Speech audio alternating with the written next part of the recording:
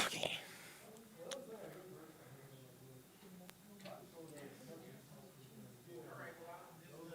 Open in 5, 4, 3, 2, 1. Now from Atlanta News First Plus, this is Sports Tonight. Taking. Welcome into Sports Tonight. I'm Bailey Burmaster, joined by our digital producer, Ellie Parker. Hi. For your Friday edition of Sports Tonight, we are so happy to be here because college football is officially back.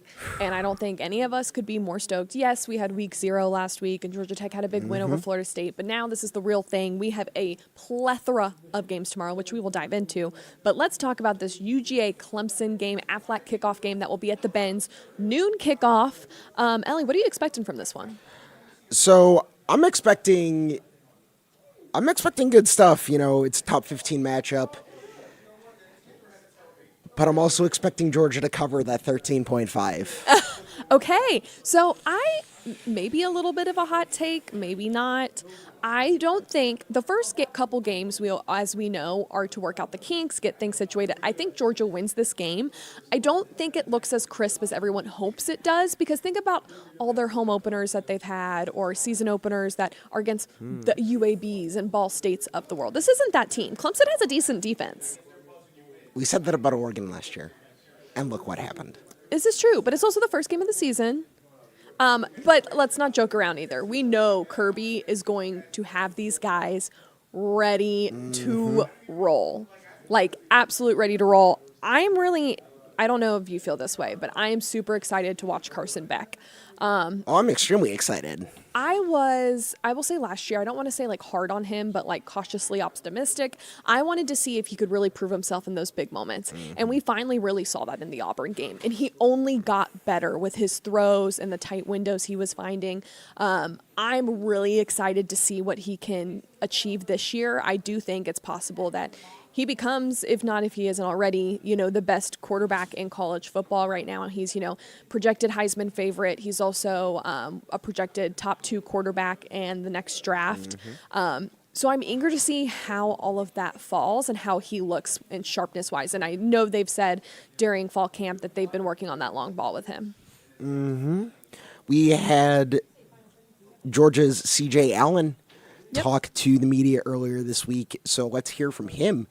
Before the Georgia Clemson. But just really just learning more, you know what I'm saying? Trying to get better at what I did wrong last year or what I did good last year and just picking up off of that. So we're just getting better. But I definitely say it's definitely slowed down a lot. It was fast, first year, but slowed down a lot.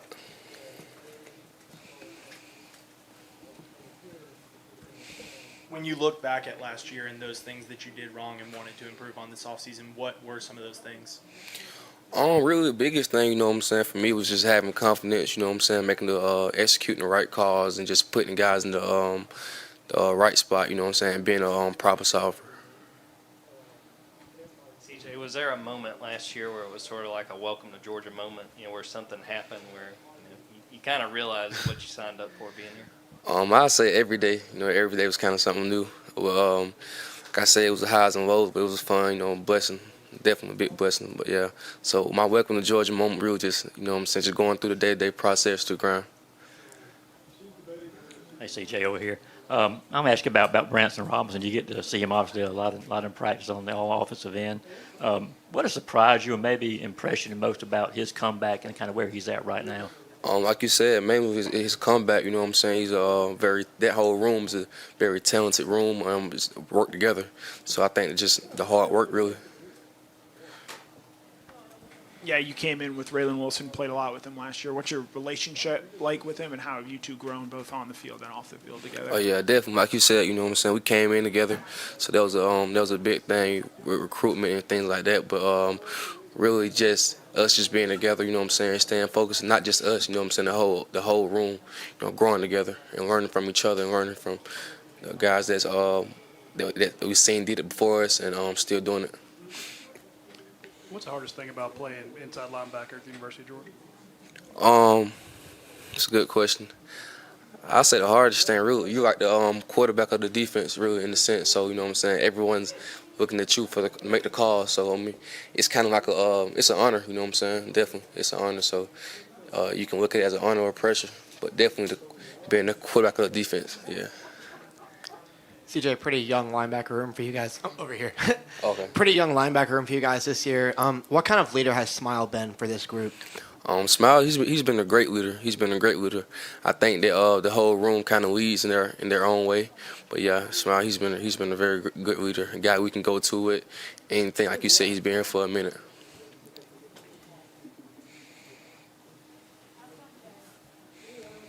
What's it like when Tate Radledge climbs up into come to that second level, or Jared Wilson? When you understand he's pretty fast. Yeah, Jared Wilson's a good move. I'd say the whole offensive line.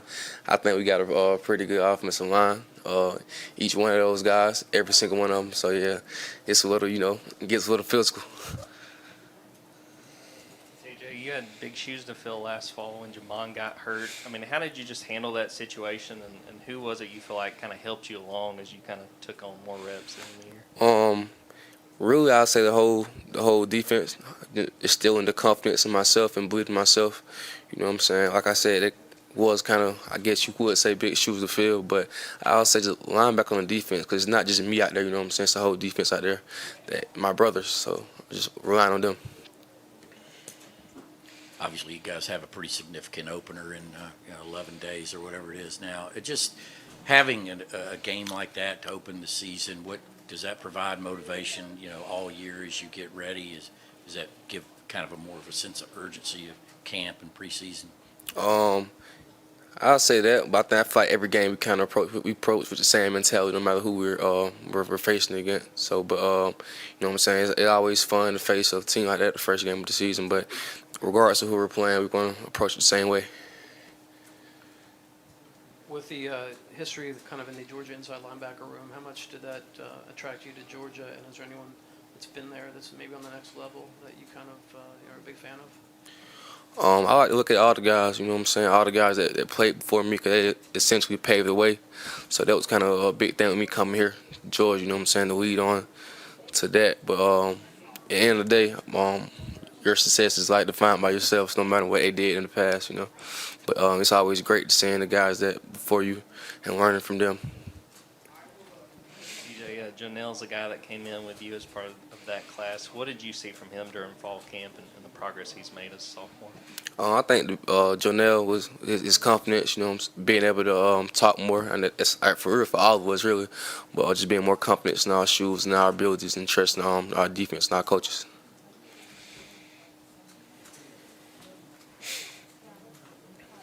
Yeah, was there a moment either last season when you were put onto the field, or even this off season, where things sort of started to slow down and click for you a little bit?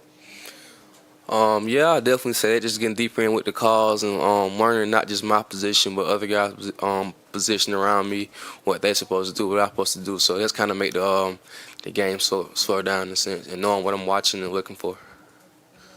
How do you feel like the defense is coming along as a whole as we get closer to the regular season here? And what kind of a test is it when it's ones versus ones and you're facing the Georgia offense with Beck and all these weapons? Oh yeah, definitely. I thought we coming along great. Each and every day we continue to work hard and get better for ourselves. And like you said, facing our offense, I thought we got the best offense. So going against those are like, my mindset is that's the best team we're going to face. So going against our offense, it's very good, very good. CJ, you had offers from a lot of different places, but just what did it mean to stay in state and come to Georgia? It mean a lot. For one, I didn't want to go too far from my mom. That's probably the biggest thing. But since I was a dream, I guess, to be able to just represent my state and stay home.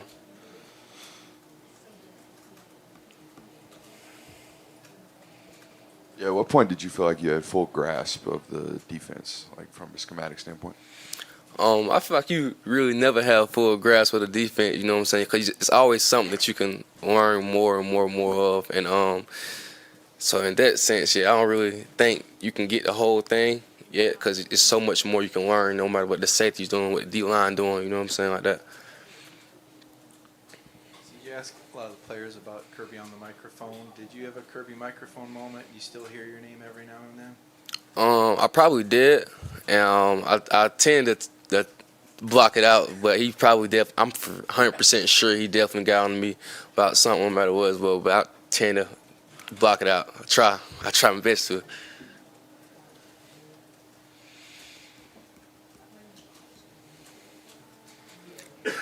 Yeah, what's it like playing for Coach Schumann? And if you were to like give a pitch to a 5-star linebacker like you, why did you want to come here other than represent your state?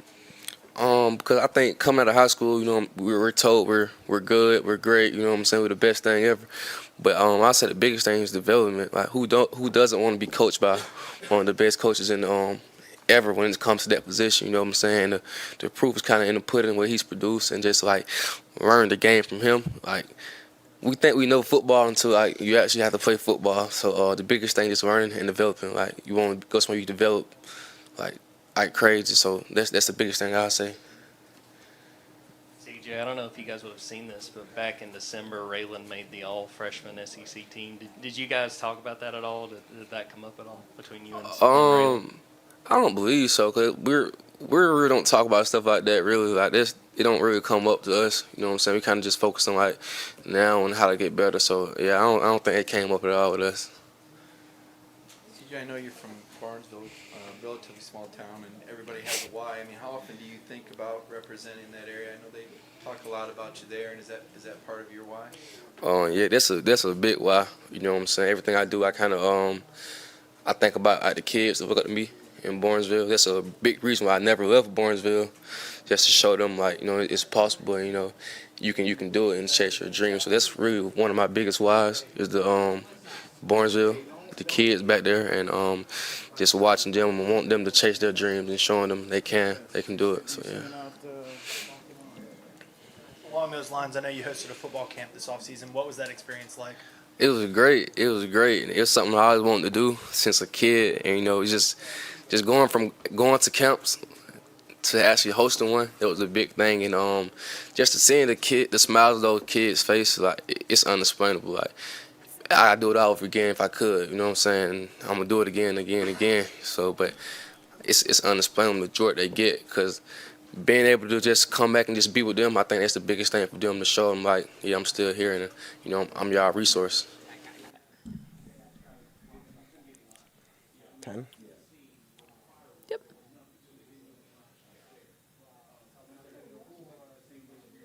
Taking. So we will see how Georgia fares in the season opener at the Benz. It's going to be crazy downtown. So if you are going to that game or the Georgia Tech Georgia State game, we'll talk about in a second. DragaCon is also going on. Basically, if you're not already supposed to be downtown on Saturday, don't go downtown. Like, I don't even want to come into work because it's going to be insane. But okay, let's talk a little bit about Georgia Tech, Georgia State before we get into some other games that are going on around the area. I'm excited for this one. I'm very excited. Very nervous for Georgia Tech. No, listen, they came up a big win. Haynes King. This team is a lot more seasons than they were last year. However, if you recall back the Tech team last year, they lost some games they had no business losing. I recall specifically the home game against Bowling Green. True. So this would be the ideal trap game for a team like Georgia Tech, because they've never faced off against Georgia State. They have no film on Georgia State. It's Del McGee's first game as the Panthers head coach. They have a completely new coaching staff, and they have a bunch of first-year players. Are you nervous about this one at all? Not really. Okay. I mean, I see where you're coming from. Okay. That it's going to be a trap game, that Del McGee, that, you know, these teams have never faced off. They don't have film, at least against Georgia Tech. And you have to imagine that Tech's players looking at film from Georgia State's previous seasons, even if Del McGee was not a coach, they may be even looking at UGA's footage from last year, because Del McGee was at, you know, UGA. But I'm just looking at last week's game against Florida State. they shouldn't have won that game, bluntly. Or at least they shouldn't have won that game the way they did. Mm-hmm. And this gives me the faith that, they can win games they shouldn't have more so than lose games that they shouldn't have, right? Okay. So, I'm not as worried as you about this game. I am excited for it. I believe it's an 8 p.m. kickoff. Our Connor Hines will be there to shoot that game. Before we go into the games, let's go into our respective schools. You want to talk about Missouri, putting the lay down? I mean, I can't. It's This was Murray against State. Murray State, an FCS school. But 51 to 51 nothing. Yeah, 51 Big points. goose egg. Big goose egg. Brady Cook, 19 of 30, 218 yards. It's not Nerlens Noel. Nate Noel. 11 carries, 48 yards, 1 TD. Mookie Cooper, 49 yards, 1 reception. Yes, it looked great. Mm-hmm. It was also Murray State. This is not, Well- North Dakota State, or we'll get to you with South Dakota Thank State. you. I was about to say, I don't have much to say. 2 p.m. tomorrow, Oklahoma State hosts South Dakota State. We should win that game. This is South Dakota State, though. We should This win is that like game. FCS. You do realize this is an we- FCS national championship level team. We return our entire offense. I'm much more With scared Ollie for Gordon. Oklahoma State than I am for Georgia Tech. Okay. I'm not. I am not. Because we just saw North Dakota State nearly beat Colorado. But Colorado isn't good. Can we talk about that for a second? Everyone wants to Yes. hype up Colorado because of Dion. And All that they have defense is was- Sanders and Hunter. Their O-line, defense, True. quarterback and receiver. You shut them Oklahoma down. State is probably a better team than Colorado. But still, We will find out, this too, is on South Black Friday, Dakota by the State. way. If Missouri was All right, playing we're South moving Dakota on. State, I can't do I'd be this. scared. I'm not fighting with you on a Friday. We're not having fighting words on a Friday, Ellie. We're not Okay. doing it. Okay, other games that when I look at the schedule, I am eyeing. So let's see. Miami, Florida. Okay. Well, Emily and I talked about I'm not nearly as excited as other people are. Other people About seem that to be game? for this game. Florida's not good. Florida isn't good, and they have a brutal schedule. Brutal. It's one of the worst in the SEC. So this is only starting that. Alabama has Western Kentucky. Might just be of interest to see how Kalen DeBoer does in his first True. game. Notre Dame, Texas A&M. I'm excited for that one. Are you excited for that one? More excited than I am for Florida, Miami. Okay, yeah, I am too. I would agree with that. I think that's going to be the big game. Also, you have USC LSU. I'm excited for that one. That one should be good. Death Valley for Lincoln Riley. Mm-hmm. That is what I'm. That'll be fun. To. Let's pivot from football just a little bit and go talk about some baseball. The Braves.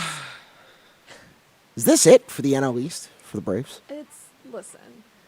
It's one of those situations. They have turned things around, given all of the injuries. Even when they went and got Gio Urshela, they found a way to win. They've been doing good. They go to Philadelphia. They lose the opening series after having a 4-run lead, and now they sit 6 back behind. The 6 back with a division-leading month Phillies. to go. It's going to be interesting. It is going to be interesting. I feel better about them than I did like a week and a half, 2 weeks ago, I feel worse. but I'm a little pessimistic. You got to win these games. Mm-hmm. You got to win these games. The division rival directly ahead of you in first. You're trying to make up space against that team. You have to beat them. And they didn't. Yeah. So we'll see how it all fares tonight. Actually, a good little pitching matchup Mhm. between Ronaldo Lopez and Ranger Suarez. Where did Ronaldo Lopez come from this season? Right? Up in Chicago, he was bad. And came He out was- of nowhere. and just- but isn't that funny that that's like the whole pitching staff for the Braves? D- 'Cause it's a Chris Chris Sale Sale. thing too. Ask Fred. Fred was like, would have been nice to have that. And I was like, well, sometimes I think fresh beginnings are good for people. Yes. So, yes, we are a program on PSN. And before we head to our next topic, our question of the week, which Ellie does not know what it is. Oh, boy. we want to preview a new show that will be coming to PSN. It's called Good Morning Football Overtime. It's an extension and syndication show of Good Morning Football. And they have a little piece that they can show you from what to expect from this program. Ellie, why don't you hit it? This is it. This is where we enter the doors to create our show every morning. I call it the new home of GMFB. Look at this brain trust in here. This is just the lobby entrance. It's not just technology and innovation and storytelling here. There's also, of course, little tidbits of football, which Akbar could tell you about. Oh, we've got the AFC helmets over here. The AFC North, the AFC East, AFC South, AFC West, NFC North, NFC East, NFC South, NFC West over here. You've seen this palace they let us play in now? It's like our parents are out of town and you get to be invited. Welcome to the tour. This is a multi-level set experience on TV. It's in the 360. I'm up here. You better make it. Oh, come on! It was truly a welcome to LA moment. There's not a lot of constraints, not a lot of rules, and if there are, we immediately seek them out and break them. There'd be parenting, pop culture, news, but with the syndication, we want to make sure that we touch on your team and then we talk about you both good, but also we're pretty honest at times as well. What I love about the new show, West Coast, East Coast, and my beautiful, beloved Midwest. For me, this is exciting, joining GMFB, getting back into just talking football. The team feels so perfect. Feels like a football team again. So just on the other side of the mural in the studio, the door will raise, and here we are out on Champions Field. We're trying to replicate game day type stuff. Set, go! Let's go. Here we go. Okay, that's what I'm talking about. The first ever sports talk show in national syndication. See you there. Let's talk some football. 5. Taking. So lots of fun, lots of football coverage coming your way right here on PSN. Okay, let's head to the question of the day or week. It is actually the questions of the week, the Oh, first boy. one. And I saw a heated debate about this on a program, and I want your take. Are the Falcons a legitimate Super Bowl contender? No. Okay, that's what I thought too. That wasn't I wanted to get that answer from you. No. But someone made a serious case for that, and I think they've gotten some big. Now, granted, I do think they can make the playoffs. I think they will make the playoffs rather They should win easily, the in division. fact, They because should they win should the- win they this should win division. the division. And, when you get to the playoffs, anything can happen, right? If I had to guess, I think they get a early exit. Divisional round. Okay. I'm going to call it. Okay. Calling my shot, divisional round. Do I think they can win the Super Bowl? If they can get to the playoffs, they can win the Super Bowl. Because literally anything can happen at that point. But do I think they're going to? No. So here is my next question. Who are your two teams in the Super Bowl? And this one's hard for me. Because I feel like the AFC, okay, this is my thing. I think the AFC is kind of easier to pick from. It's the NFC that I feel like is hard. I'm going to go with the Andy Reid Bowl and go Eagles-Chiefs. Eagles-Chiefs. I think that's the safe. That's the safe pick. It is, because I thought about picking that, and I'm trying to be different from you, so I was like, oh, who else? I think Eagles is a good pick. I also think I'm not really a fan of the Cowboys. I just think they lose too much in the playoffs to really commit to that. I don't believe in the Rams hype. I am not overlooking the Packers. Am I a little crazy for saying that?